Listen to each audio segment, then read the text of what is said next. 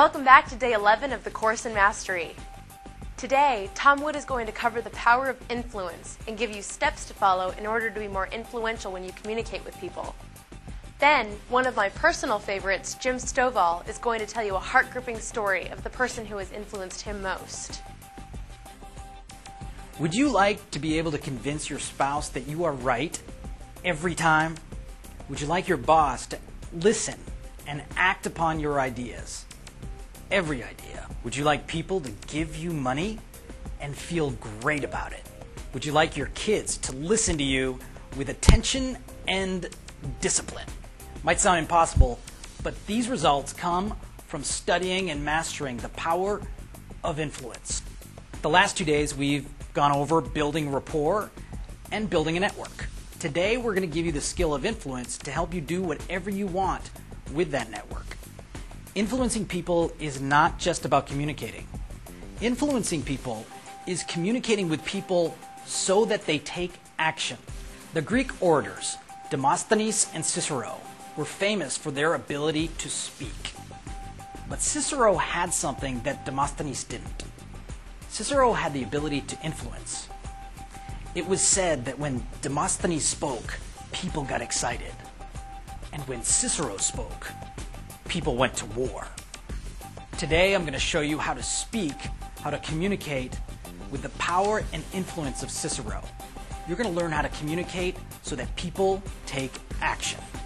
Get out your journal and pen. You're going to want to take notes on this. You're also going to want to put these principles into action.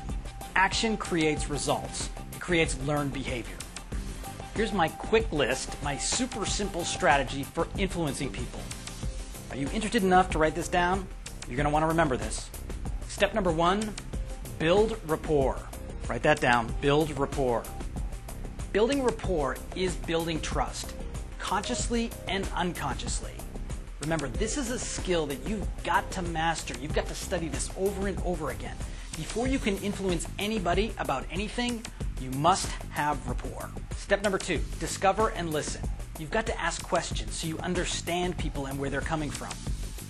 You can't give somebody directions on a map if you don't know where they're starting from. You've got to find out where they start from, and you've got to listen with genuine interest. That's number 2. Step number 3, expose the problem. People take action to solve a problem. We clean the car when it's dirty. We go buy food when we're hungry. We listen to music when we need to escape. Finding out what the problem is and exposing it is the first step in creating that need, that desire to take action. Expose the problem. Step number 4, expose the solution and make it simple. People will not take action if they're confused. You've almost got to make it step by step clear how your solution will solve their problem, and they've got to feel like they can do it. This is one of the biggest problems orators make when trying to influence people. When you give a solution, it's got to be simple. Number 5, appeal to emotions. All action comes down to emotion. Some people say that emotion is energy in motion. Facts tell. Stories sell. If you want to create emotion, tell stories. Cicero knew the value of stories. He created emotion. That emotion created action. And finally, number 6, you must ask for action. You have to have the confidence to ask people to take action. Like a waiter that's not connected to the outcome when he asks or she asks, do you want some coffee? You've got to ask like that. Are you ready to take action? Great, let's get started. In my study of excellence, all great influencers use these 6 principles, and there are many more. A book that I highly recommend is a book by Robert Cialdini called Influence, The Psychology of Persuasion. Now comes my call to action. Today, I'd like you to take these 6 principles and put together a plan to influence somebody for something, anything, but use all 6 principles. You will learn so much by planning out with these 6 principles. While you do it, have fun. We'll see you tomorrow. Today's expert, Jim Stovall, is someone that I consider to be one of our most influential speakers.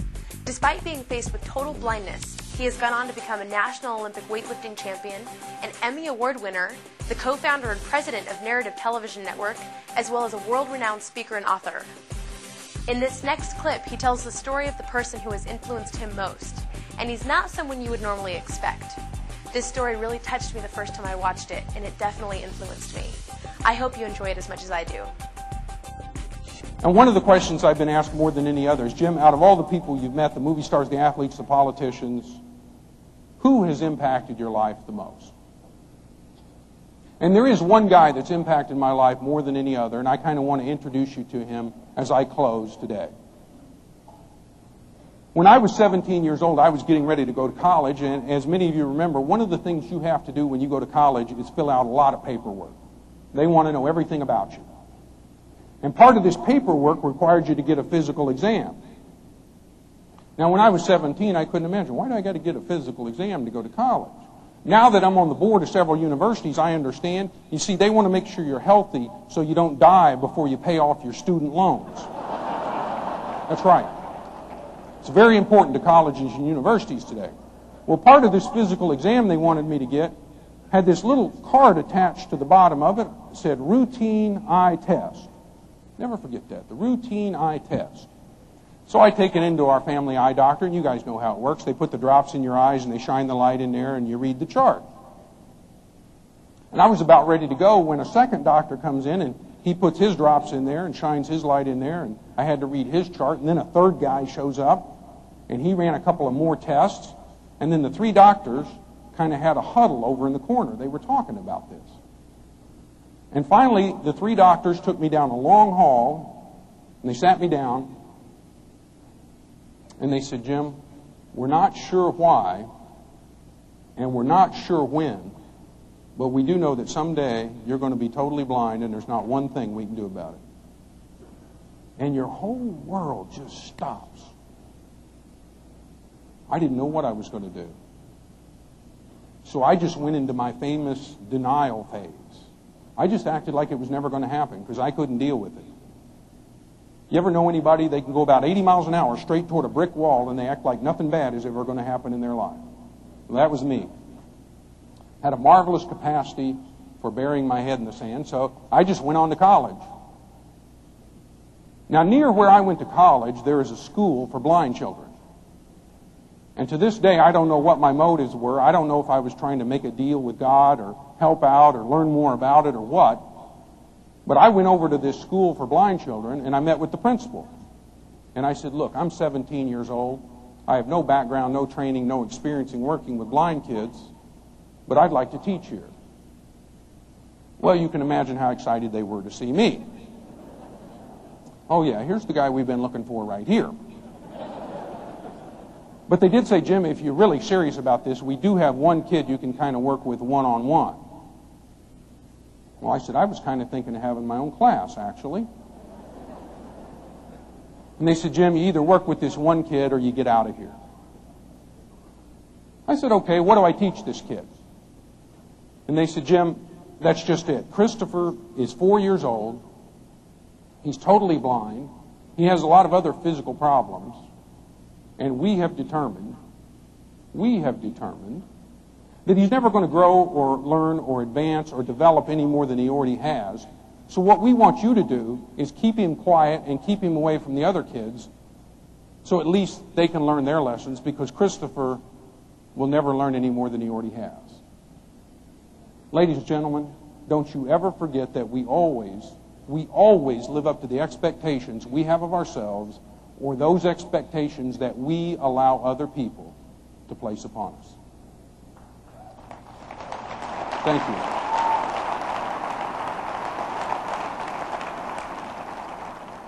The only training they gave me to work with this poor kid was two things. They said, Jim, you got to keep his shoes tied. We're afraid he's going to trip on a shoelace and hurt himself.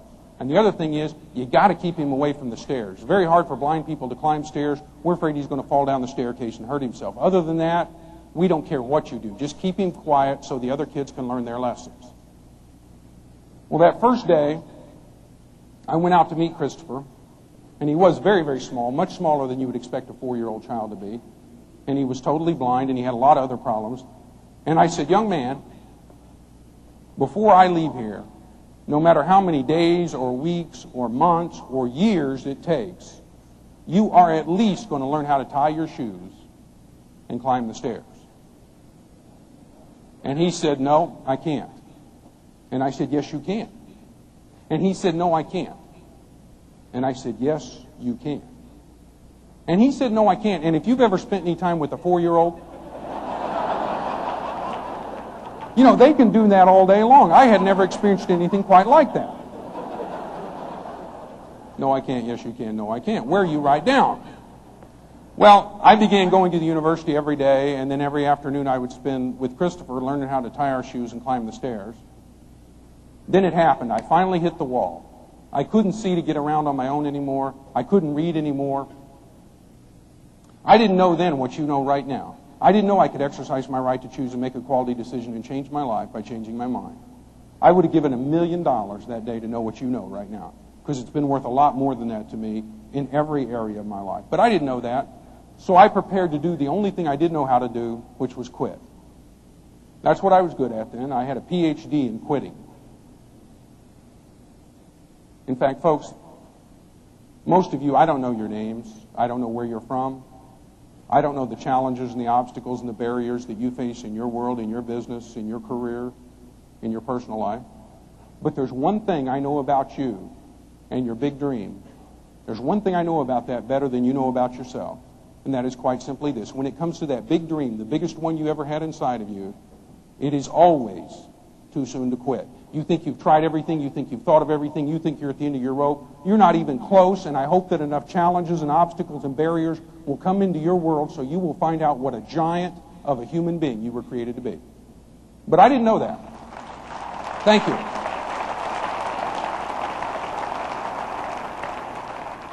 But I didn't know any of that.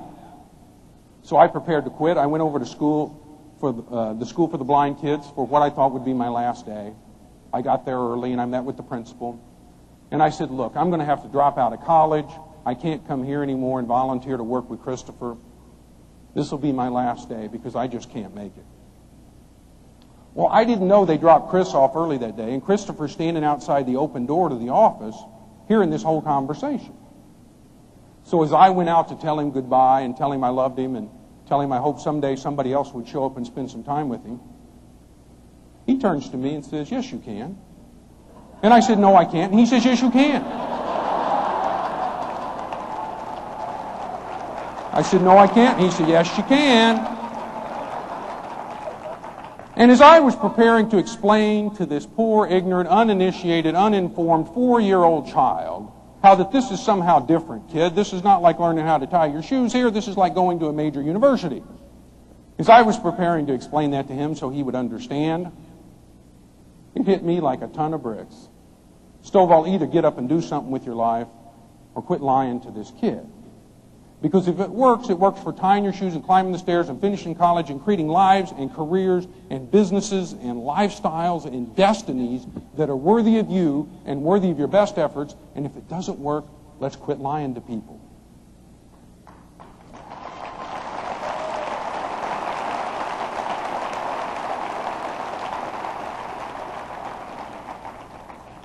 Three years later, I graduated from that university with honors and 2 degrees. And that same week, I had the privilege of my life, with what little vision I had left. In fact, one of the last things I ever really remember seeing was then 7-year-old Christopher climb 3 flights of stairs, turn and sit on that top step, and tie both of his shoes. Thank you.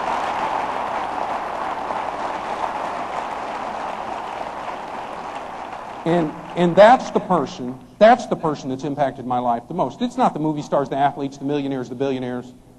It's a 4-year-old child that came into my life for 3 years to teach me the unadulterated wisdom of the ages, which is quite simply this. No matter what the dream is inside of you, the answer is always yes, you can, because that big dream would not have been put inside of you if you did not have the capacity to achieve it.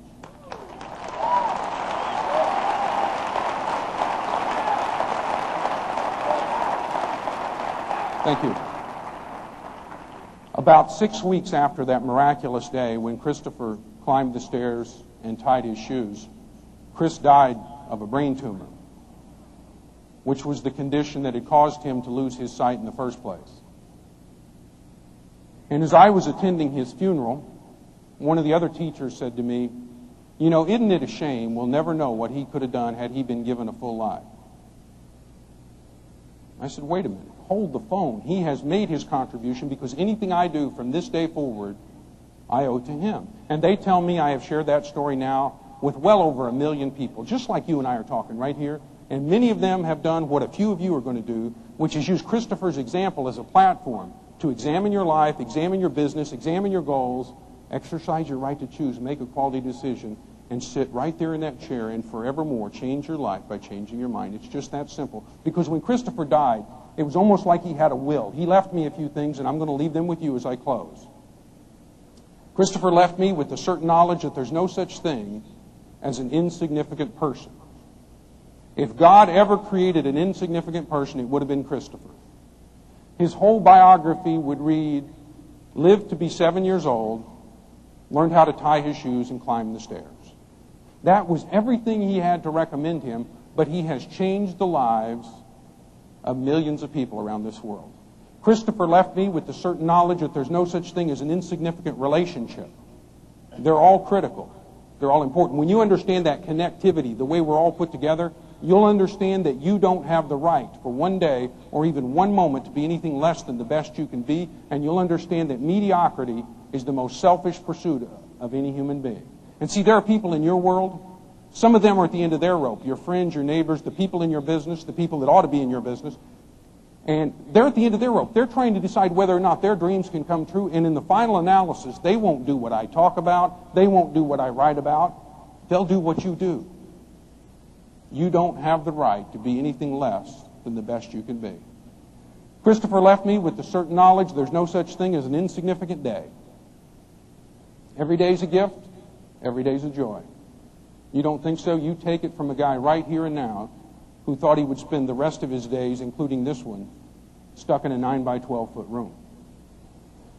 And finally, Christopher left me with the certain knowledge that there's no such thing as an insignificant moment, because every moment of every day of the rest of your life, including this one right now, holds within it your key to greatness, which is your ability to sit right there in that chair, drag out the biggest dream you ever had in your life, exercise your right to choose, make a quality decision, and forevermore change your life by changing your mind. I thought it was interesting in that story, and appropriate, that the person that he likely influenced the most ended up being the person that influenced him the most. Tomorrow, we're going to keep building on the momentum that we've created and go over a skill that will help you get more of the things you want in your life. I hope you have a fabulous day.